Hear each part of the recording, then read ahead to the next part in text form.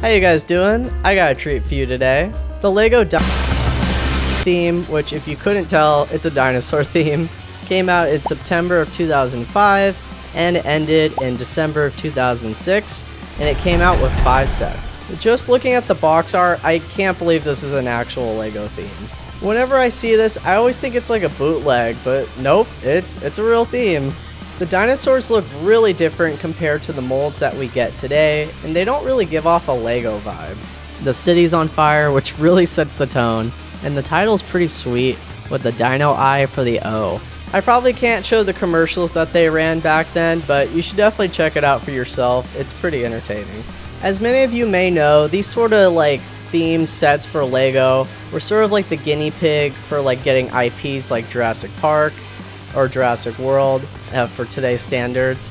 And of course, like the 2012 Dino theme was probably more the guinea pig in that sense, but it's just really interesting to see how the molds kind of changed over time to where we actually got the Jurassic Park IP. But anyways, on to the sets. First up, we got T1 Typhoon versus T-Rex. The set retailed at $70. If you want it used, it's around $200. And if you want it sealed, it's around $250 to $300. With that in mind, I would almost just bite the bullet and just get it sealed. The price isn't like crazy different to where if you really want it, you might as well just get it sealed. And something to note is that with some of these boxes, you could touch the dino head from the outside, and the eye actually lights up to show that it's evil. Although it's only for the T-Rex, but that's still a really cool feature. I wish we would bring more of the light features back. I like how they gave them glowing red eyes to show that they're evil, and not that the city's burning and their crazy color scheme, or their sharp claws and teeth and spikes. No, the eyes is what shows that they're evil. The flap even opens up to display the play features, which is pretty different when compared to today's sets. The helicopter is massive and uses a lot of big pieces. The tan and red color scheme seem to keep coming up in dino vehicles, and it's kind of an ugly color contrast if you ask me.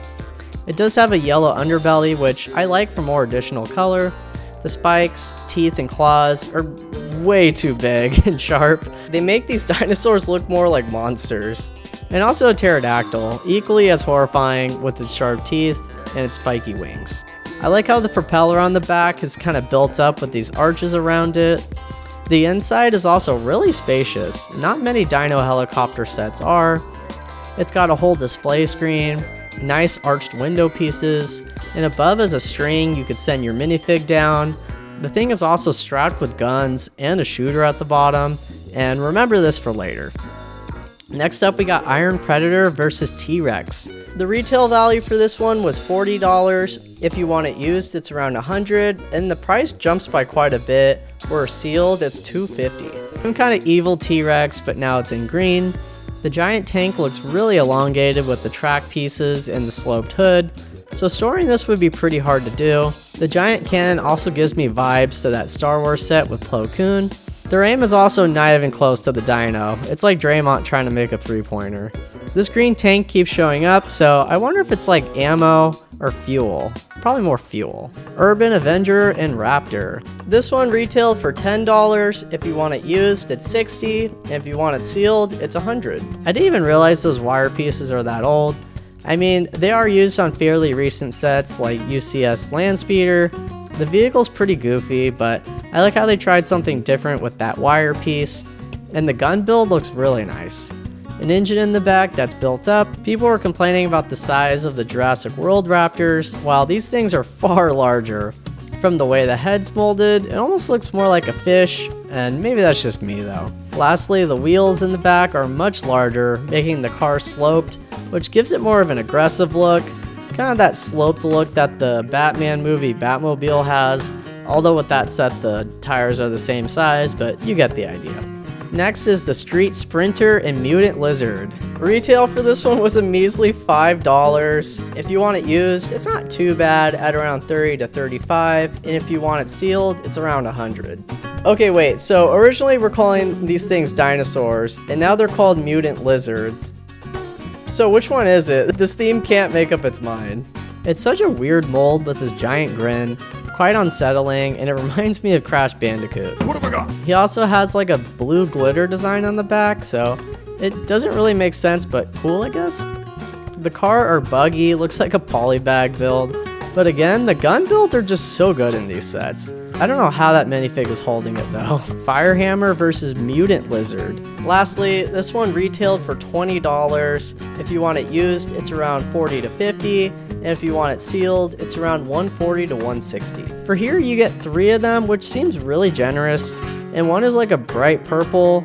Yeah, Lego, that's realistic, sure. The car is probably my favorite build. It's simple, but the build is pretty clean with not a lot of studs showing.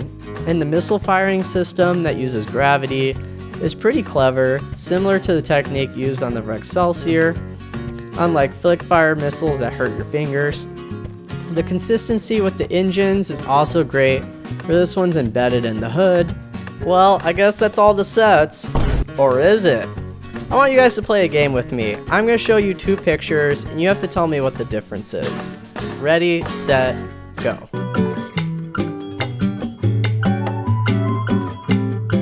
If you spotted that the name and the box art changed, good job, you're looking at the screen. If you noticed the cage builds, well done. But if you notice the weapons are gone, really good job. I guess even LEGO thought these sets were too violent, because the original Dino Attack theme was released in North America, while the 2010 version was only released in Europe. So I think we got the better end of the deal. I mean, violent sets versus just cages?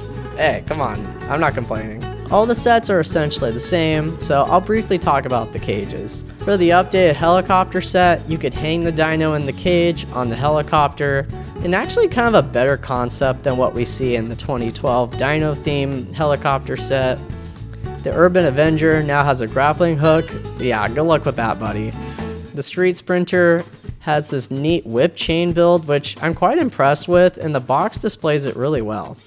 The Iron Predator now has these wire pieces for the front, and you could drag the dino in the cage. Lastly, the Firehammer uses the back to hold the dino in the cage, which the transition for this one worked really well. So what do you think about these sets? It's definitely a strange theme. I'm sure many of you have seen it before, but I just find it so interesting. There's even a really cool poster for this theme that I might just have to get because it is just so goofy, but I love it. If any of you guys have these sets, let me know. I'm curious to see if you guys think it holds up today or not. I think some of them do. I think the Firehammer especially holds up pretty well today. Helicopter, it looks a little rough, but the Firehammer's not too bad. And the dino molds, I mean, they definitely have their charm. They look weird by today's standards, but I still like them. But anyways, guys, thanks for watching, and take care.